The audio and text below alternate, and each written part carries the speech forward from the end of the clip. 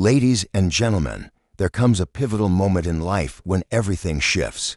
This isn't because someone finally gave us permission, or because the world suddenly recognized our potential. No, this transformation begins because we decide to take control. True, deep, instantaneous change doesn't start with external circumstances. It starts within you. If you genuinely want to transform your life, begin by taking charge of these 5 crucial areas. You don't need more time, more talent, or more money.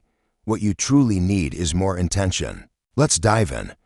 How you begin anything dictates how far you'll go. This absolutely includes your day. Your morning isn't just the start of another 24 hours. It's the foundation for everything you're about to build. The truth is, you don't accidentally stumble into success, joy, or peace. You create it intentionally. One small decision at a time, and your very first decision each day sets the tone for all the ones that follow. Imagine this: your alarm rings. You instinctively reach for your phone. Within seconds, you're sucked into a digital whirlwind. Emails demand your attention. Social media screams for approval. News paints the world in shades of chaos. Before your feet even touch the ground, you've surrendered your attention, your emotions, your entire direction. You've handed over control to the world. And that's how most people live. Not out of laziness or apathy, but out of habit. And habits, whether we realize it or not, shape our destinies. But what if, instead of reacting, you led? What if the first few moments of your day weren't hijacked by noise, but meticulously designed with purpose? There's a reason the most elite performers, athletes, military leaders, entrepreneurs start their mornings the same way, every single day. It's not because they adore routine. It's because they grasp one simple truth: control breeds momentum. Momentum fuels confidence, and confidence creates clarity. So, when a Navy SEAL makes their bed first thing in the morning, it's not truly about the sheets, it's about reclaiming agency. That single act declares, I decide the pace today, not circumstance. I once worked with a woman who had battled paralyzing anxiety for years. Each day, her mind raced faster than her feet ever could. She'd wake up already exhausted, already overwhelmed. Her first instinct was always to scroll, to numb her fear with distraction. But the more she consumed, the more powerless she felt. Then, one day, she made a small shift. Instead of reaching for her phone, she reached for a glass of water. She sat in silence for 10 minutes, just her and her breath. No fixing, no planning, just being. She then wrote a single sentence in a notebook. Today, I will lead my life, not chase it. That was it. A simple mantra, a quiet reminder. 3 weeks later, something radical happened. She wasn't just less anxious, she was energized. Her team noticed she was more focused, more decisive. She started waking up earlier, eating better, even running again. Not because life had suddenly gotten easier, but because she had gotten stronger. And that strength, it all began with those 10 quiet minutes that we often underestimate the power of tiny beginnings. We believe transformation requires monumental upheaval, but the truth is, it starts in the smallest of spaces, in the quiet before the noise, in the moment you decide to be deliberate instead of distracted. You don't need an hour-long morning routine filled with green juice, yoga, and journaling. You need ownership. You need to do one thing, just one, that tells your mind, I am not at the mercy of this day. Drink a full glass of water. Stretch, pray, meditate. Write down what matters most. Look out the window and remind yourself that the world can wait 5 minutes while you anchor yourself. Because when you control the start of your day, you control your direction. And when you control your direction, the world feels less like an overwhelming storm and more like a challenge you're ready for. We live in a society obsessed with the hustle, the rush, the constant doing. But the irony is, the more we rush into our days, the more our days end up running us. The secret to progress isn't speed, it's alignment. And alignment starts with awareness.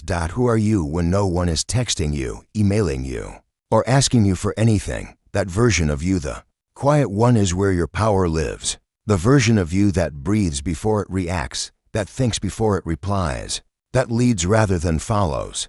Every morning presents you with a choice. Will you create space or fill it? Will you act with intention or move in reaction? Will you claim the day Or will it claim you? It's not about perfection. There will be mornings when you oversleep, when the kids are screaming, when life throws punches before you've even had coffee. But even then, even in the chaos, you can take one deep breath and remember, this moment is mine. That breath is your reset button. That breath says, I may not control what happens, but I control who I am in the face of it.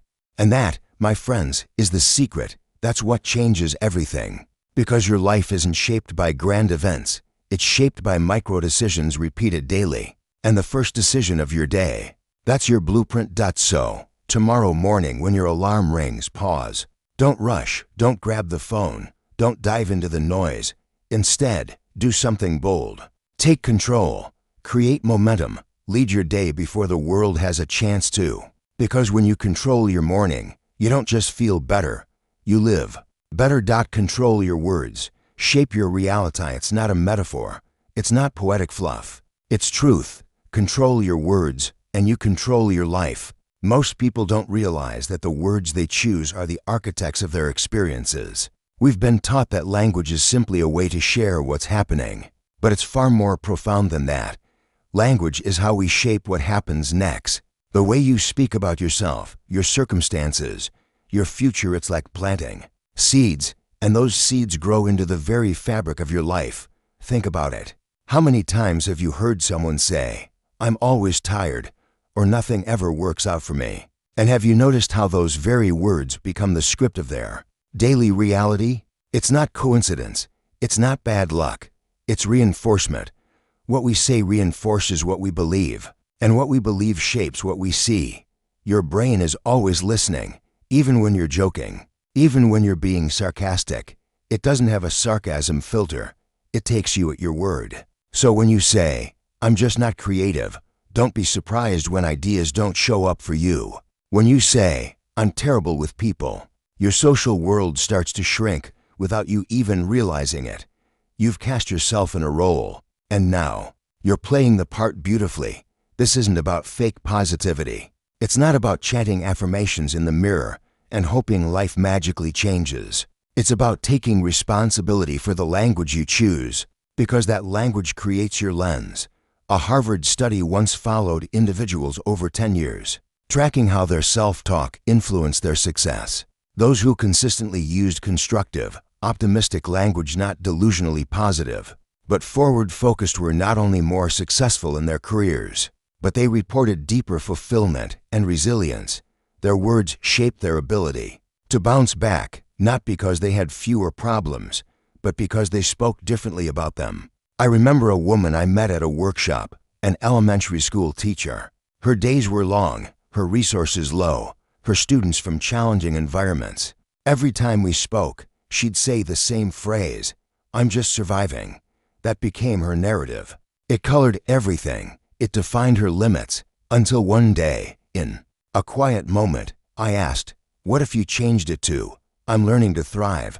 It seemed small. She laughed, but something clicked. She began using that phrase, not because her job changed, not because the challenges disappeared, but because her identity began to shift. Within 6 months, she had proposed and launched an after-school mentoring program. She was promoted. More than that, she walked lighter. Same world, different words, profoundly different outcome. We don't realize how often our words are forecasting devices.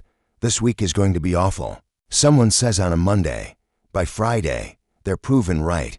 Not because the week had to be awful, but because their brain filtered every experience through that expectation. On the flip side, think about those rare people who say, no matter what happens, I'm going to figure it out. Watch how life bends a little more in their favor. That's not magic. That's mindset. Built brick by brick with language. Your words are your compass. They set direction. They define altitude. They tell your subconscious where to go and what to expect. If you constantly say, I'm overwhelmed, your brain responds by shutting down focus, by shrinking possibility. But when you say, I'm learning how to prioritize, your brain begins to look for solutions. You open a window instead of closing a door. You might be thinking, but I'm just being honest. I really am always late. I really do struggle with money. That may be your current truth. But it's not your identity, it's not your future. The difference between a fact and a forecast is one word: intention. Instead of "I'm always late," say, "I'm working on showing up with more intention." It's subtle, but it's powerful. You haven't lied. You've just left space for change. Look at kids. A child praised for being smart might grow cautious, afraid of being wrong. But a child told, "You work so hard," learns that effort is their identity. And that child grows into an adult who keeps climbing. Words matter. They plant ideas. And ideas become identities. This is as true in business as it is in relationships. A leader who says, "We always fall short," creates a culture of limitation. But a leader who says, "We're figuring out how to win," creates one of possibility. Same setbacks, different future. We're often more careful with the words we use with strangers than with the ones we use on ourselves. Think about that. You wouldn't walk up to someone and say, "You're worthless. You're always a failure." But how often have you said that to yourself, even quietly?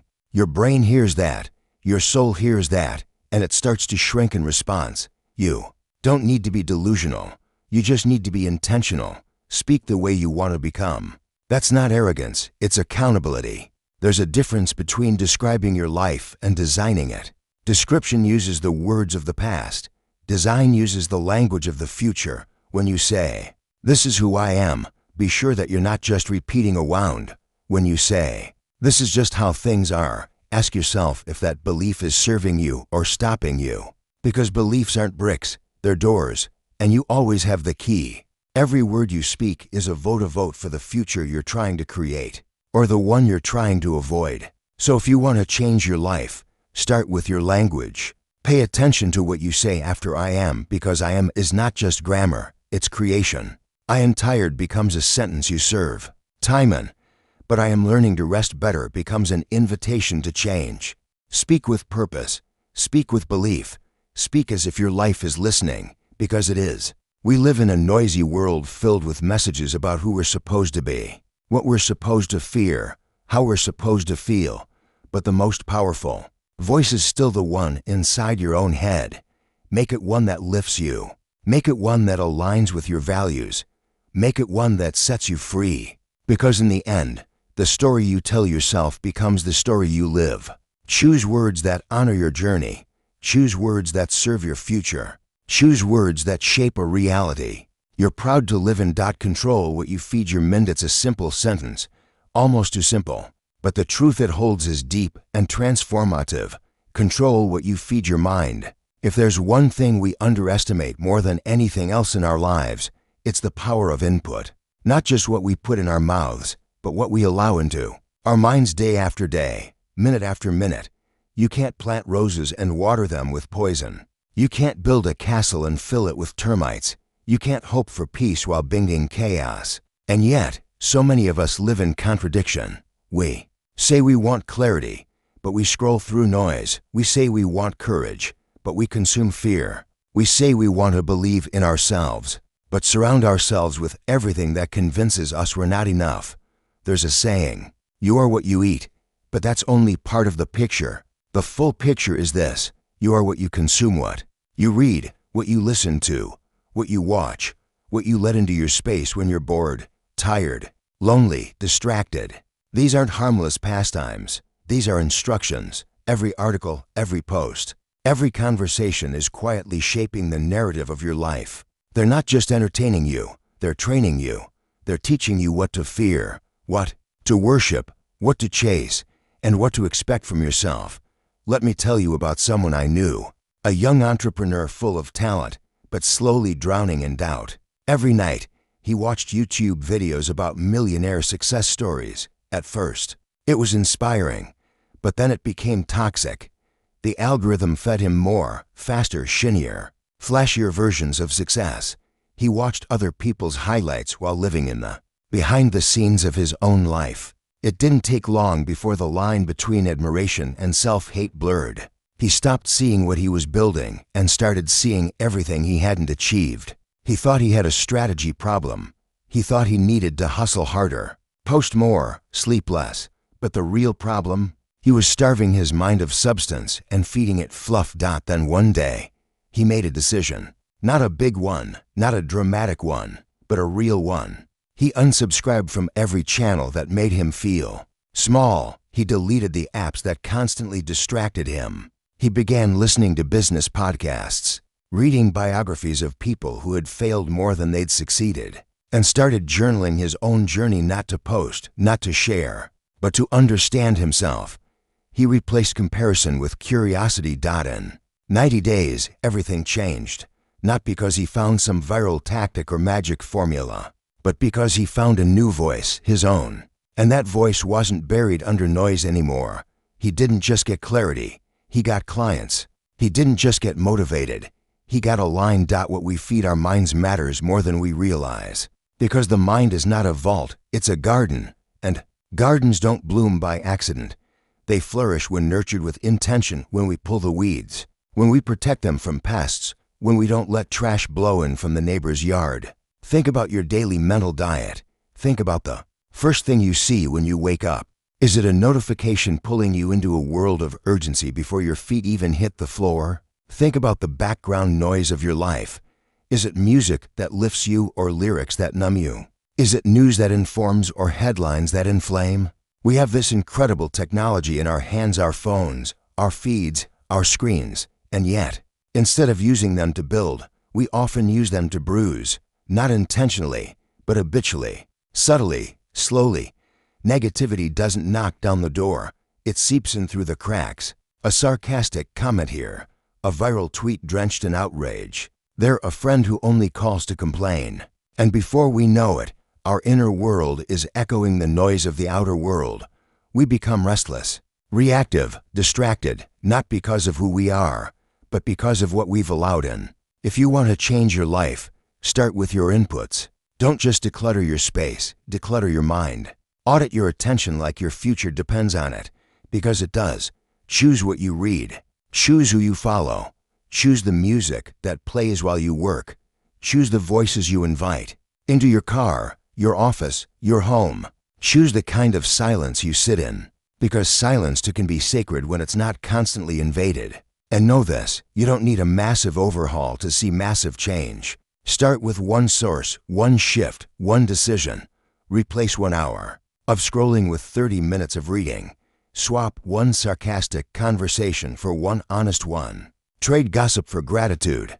Trade fear for facts. Trade noise for reflection. The stories we tell ourselves shape the lives we live. And the stories we believe are often rooted in the stories we consume. If you feed your mind garbage, don't be surprised when it struggles to produce gold. If you flood it with distractions, don't be surprised when focus feels impossible. But the opposite is also true. When you feed your mind with truth, with inspiration, with depth, with challenge, with hope, your mind responds. It expands, it sharpens, it strengthens. The most successful people in the world aren't just disciplined with their time. They're disciplined with their minds. They guard their inputs like a farmer guards seeds, because they know that what grows tomorrow depends on what they sow today. You don't need more motivation. You don't need a new goal. You need new nutrients. You need to stop feeding your doubt and start feeding your dreams, because in the end, the greatest gift you can give yourself is not just control of your time, your habits, or your schedule. It's control of your attention, control of what enters and stays in your mind, because that's the soil of everything else. So ask yourself, what am I planting? What am I watering? What am I letting take root in the most powerful space I own? And if the answer doesn't serve your future, today is the day to choose something better. Control the company you keep. Most people think transformation begins with a new routine, a new job, or a fresh goal. But if we look deeper, beneath the surface-level strategies and motivational quotes, it becomes clear that the fastest way to change isn't by simply doing more or thinking differently. It's by aligning yourself with people who are already living at the level you aspire to. That's the lever. That's the catalyst. Because the company you keep doesn't just reflect who you are. It shapes who you become. We don't rise to the level of our dreams. We fall to the level of our surroundings. That's not pessimism. It's reality. Human beings are wired to adapt. We conform. We mirror. We absorb the language, energy, and expectations of the people closest to us. So, If we constantly find ourselves in environments that celebrate mediocrity, gossip, or scarcity, it's only a matter of time before our standards quietly begin to slip, and we might not even notice it happening. Because it's slow, it's subtle, and it's familiar. Think of a thermostat. When you set the temperature in a room, the thermostat automatically adjusts the heating or cooling to maintain that level. People work the same way. Your environment sets the emotional and behavioral temperature of your life. You might want to operate at 75 optimistic, focused, disciplined. But if your environment is stuck at 60, you'll eventually get cold. And no matter how many podcasts you listen to or books you read, you'll keep slipping back to the level your environment is set at until you change the setting. I once met a young man, ambitious, eager, and deeply frustrated. He said to me, "I feel like I'm stuck. I'm trying to grow, but no one around me gets it." I asked him a simple question: "Who are you spending the most time with?" He paused, looked down, and said, "Honestly, people who are fine staying the same." That moment was a mirror, not a judgment, just a realization. He didn't throw away his friendships or abandon people. He simply expanded his circle. He started going to local meetups with people who were building businesses. He joined a mastermind group that met every Thursday. They were dreamers, doers, and problem solvers. Within 6 months, his entire trajectory changed, not because he suddenly became smarter, but because he started breathing different air. His habits changed, his income changed, his energy changed, and most importantly, his identity changed. He began to believe he could be more, because now he saw what more looked like in real life. This is the power of proximity. If you spend enough time with high performers, you'll start thinking differently without even realizing it. You'll catch yourself waking up earlier, reading more, complaining less, taking more risks, asking better questions, not because someone told you to, but because you're in an environment where that behavior is normal, expected, reinforced. Environment is never neutral. It's always influencing you. Every room you walk into is either pulling you forward or holding you back. It's either reinforcing the person you're becoming or protecting the version of you that you've outgrown. There's no standing still, no middle ground. And that's why auditing your circle isn't selfish. It's essential. Now, this doesn't mean you should cut people off or burn bridges. That's not leadership, that's reaction. The goal is not to leave people behind, but to find people who pull you forward. People who challenge you not to prove you wrong, but to help you grow. People who celebrate your progress, not just your comfort. People who talk about ideas more than they talk about people. And sometimes that means making uncomfortable choices. It might mean spending less time with someone you love, because you know their influence is keeping you small. It might mean risking misunderstanding or judgment because you're choosing a path they don't yet understand. But remember, your life is not a democracy. You don't need a vote to rise. You just need courage. There's an old saying, "Show me your friends and I'll show you your future." It's more than a quote. It's a mirror. If you're constantly around people who normalize distraction, you'll become distracted. If you're surrounded by those who thrive on conflict, you'll attract chaos. But if your closest relationships are with people who live intentionally, dream boldly, and act consistently, you'll rise with them. Change doesn't always require intensity. Sometimes it just requires intention, choosing who you text back, who you have lunch with, whose advice you listen to, who you follow on social media. Every one of those decisions is a vote for your future. 1 degree of separation can become 100 degrees of transformation. We live in a world where noise is everywhere, but clarity lives in connection. And the fastest way to find that clarity is by standing in the company of those who remind you of who you're capable of becoming. People who don't just see your potential but speak to it daily. People who normalize ambition, generosity, and discipline. People who remind you that fear is not a stop sign and failure is not the end. It's not about being the smartest in the room. It's about being in a room that makes you want to grow, where discomfort becomes fuel, not fear, where accountability is a gift, not a punishment, where dreaming big isn't weird, it's welcomed. Because in that room, you'll find not only your next step, but your future self. And here's the beautiful part: when you level up your circle, you don't just change your life, you change theirs. You become the example. You show what's possible. You give permission for others to rise. Because the most powerful influence you can ever have isn't just to climb, but to lift as you rise. You don't need to wait for a better opportunity or more motivation. You just need better alignment. Not with perfection, but with progress. With people who live with purpose, who walk with integrity, who choose growth, not because it's easy, but because it's worth it. So audit your circle, not to judge, but to align, because in the end, transformation is not a solo journey, it's a shared experience. And when you find the right people, the ones who make you forget who you were, and fall in love with who you're becoming, you'll realize that the real shift didn't come from a goal, a book, or a strategy. It came from choosing the company that made you feel unstoppable. Control how you respond. Life has a habit of rewriting our plans without permission. It doesn't ask us if we're ready.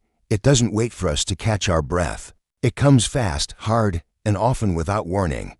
One moment, we're cruising forward, convinced we know what's coming next, and then boom, a phone call, a diagnosis, a downturn, a betrayal. Suddenly, the script changes, and in that moment, we're confronted with something deeper than the event itself. We're faced with a decision. How will I respond? This is where true power lies, not in what happens, but in how we respond to what happens. You've probably heard it said that life is 10% what happens to you and 90% how you react to it. But this isn't about reaction. It's about response. Because reaction is instinctual, it's knee-jerk, it's automatic. But response, that's intentional. That's conscious. That's where growth begins. There's a small, sacred space between what happens to us and how we choose to meet it. And while that space may be only a breath long, it holds the potential to reshape everything. This is where transformation takes root, not in avoidance, not in denial, but in that pause, in that breath, in that split second where you decide whether you'll let the moment shape you or you'll rise to shape it. Think about the stories we tell ourselves. The man who loses his job and becomes bitter, resentful, hopeless. He's not wrong for feeling that way. Pain is real, fear is valid. But then there's the other man. He loses his job too, but chooses to see it as a doorway, not a dead end. He builds something. He reinvents himself. Same event, different story. One chooses defeat, the other chooses discovery. That choice is everything, and it doesn't require perfection. It doesn't mean pretending everything's fine when it's not. It means being honest about the pain while refusing to be owned by it. It's the difference between sinking into circumstances and stepping into character, because life will throw storms, but how you navigate them determines whether you emerge stronger or smaller. There's a man who understood this better than most, Viktor Frankl, a psychiatrist and survivor of the Holocaust. He endured horrors most of us can't begin to imagine.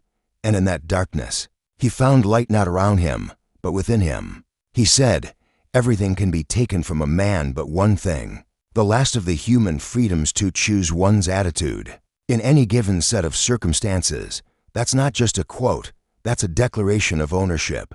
That's a man who lost everything except himself. And that's the invitation life gives to all of us, to claim the one thing. No one can take your response.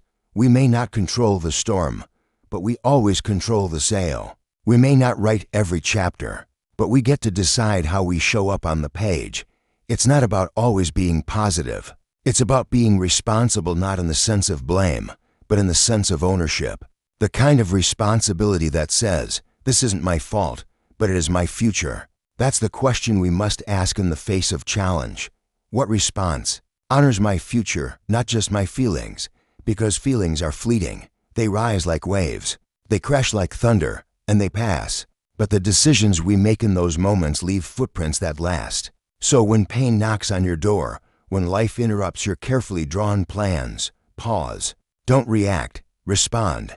Ask yourself, who do I want to become because of this? Not in spite of it, but because of it. Every challenge you face holds within it the seed of a greater version of you.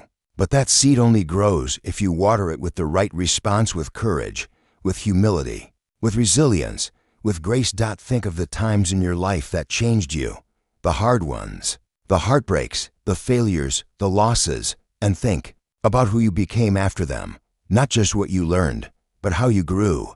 You didn't choose those moments, but you chose your way through them. And that choice made you who you are today.